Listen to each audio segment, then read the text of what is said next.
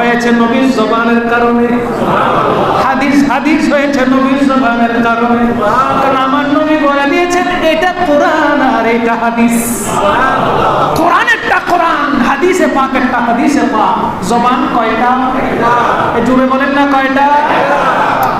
আলা হযরত ইমাম আহমদ রাজা খান বাজর বেরলভী আলাইহির রহমত 1878 সালে ওনার বয়স যখন 23 বছর, তিনি বলতে লাগলেন আম্মা এবং আব্বাকে নিয়ে আমি হজ পালন করতে যাচ্ছি। কোথায় যাচ্ছি? হজ পালন করতে যাচ্ছি। হজ পালন করতে হয় তখন জাহাজে চড়ে, বিমান ছিল না, রকেট ছিল না, তখন জাহাজে করে হজ করতে যেতে হতো। ভারতবর্ষ থেকে তিনি চলে গেলেন মক্কাতুল মুকাররমার দিকে হজ করার জন্য। জাহাজের উপর ছিলেন, হঠাৎ ওই জাহাজ সমুদ্রের মধ্যে উত্তাল পতঙ্গের মধ্যে পড়ে গেল। যে কোনো মুহূর্তে জাহাজ ডুবে যেতে পারে, ঘূর্ণিঝড়ের মধ্যে পড়ে গেল। সমস্ত জাহাজে কেরাম প্যানিক হয়ে গেল, চিল্লাচিল্লি শুরু করে দিল, কান্নাকাটি শুরু করে দিল, আল্লাহর দরবারে ফরিয়াদ করতে লাগলো।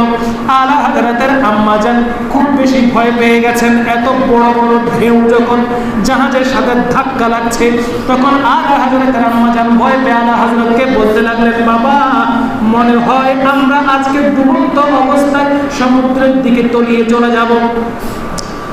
আলা হযরত বলতে লাগলেন আম্মাজান ভয় পাওয়ার কোনো কারণ নাই, ভয় পাবেন না, ভয় পাবেন না। আমার নবীর হাদিসের উপর আমার পূর্ণ আস্থা আছে। আমার নবীর হাদিসে পাকের উপর আমি আলা হযরতের পূর্ণ আস্থা, বিশ্বাস আছে। আপনি ভয় পাবেন না, আপনি ভয় পাবেন না। কথা বলতে না বলতেই জাহাজের সবাই এসে আলা হযরতকে বলতে লাগলেন হুজুর, আমরা শুনেছি আপনি অনেক বড় আলেম, আপনি একটু দোয়া করেন, আপনি একটু দোয়া করেন। আলা হযরত বলতে লাগলেন ভয় পাওয়ার কোনো কারণ নাই, বিপদটা আল্লাহর পক্ষ থেকে এসেছে এবং আল্লাহ পাক রব্বুল আলামিন বিপদ থেকে উদ্ধার করবেন। ভয় পাবেন না, ভয় পাবেন না। তো সবাই জিজ্ঞেস করবে, সবাই জিজ্ঞেস করা শুরু করলো, হে আহমদ রেজা, আপনি এত কনফিডেন্টলি কেমনে বলছেন? আলা হযরত বলতে লাগলেন আমরা যখন জাহাজে উঠি তখন আমি নিজেই বলেছি বিসমিল্লাহি মাজরাহা ওয়া মুরসাহা ইন্না রাব্বি লাগাফুরুর রাহিম। আমার বিশ্বাস এই দোয়া পড়ে যে জাহাজে উঠবে সেই জাহাজ কখনো ডুবতে পারে? এই দোয়া পড়ে যে জাহাজে উঠেছে ওই জাহাজ কখনো ডুবতে পারে না। আমার বিশ্বাস আমি যখন এই দোয়া পড়ে উঠেছি, আমার নবী মিথ্যা বলতে পারে না। আমার নবী বলেছেন এই দোয়া পড়লে নিরাপদে থাকা যায়। আমি এই দোয়া পড়েছি, আমার বিশ্বাস আমি নিরাপদে রয়েছি। এরপরও যখন সবাই কান্নাকাটি করছে, আলা হযরত বলছেন ঠিক আছে, আমি আল্লাহর দরবারে ফরিয়াদ করার জন্য জাহাজের ছাদের উপরে উঠে গেলাম। আলা হযরত জাহাজের ছাদের উপরে উঠে চোখের পানি ছেড়ে দিয়ে বলতে লাগলেন আনে দুয়া ডুবো দো,